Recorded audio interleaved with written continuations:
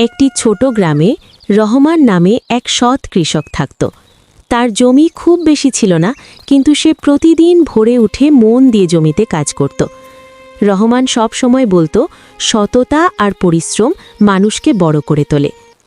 একদিন সে জমিতে কাজ করার সময় মাটির নিচে একটি থলে পেল। থলেটি খুলে দেখে সে অবাক হয়ে গেল, কারণ ভেতরে অনেক টাকা ছিল।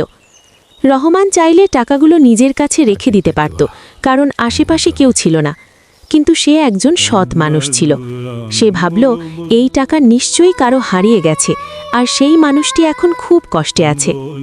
রহমান সঙ্গে সঙ্গে গ্রামের মোড়লের কাছে গিয়ে থলেটি জমা দিল।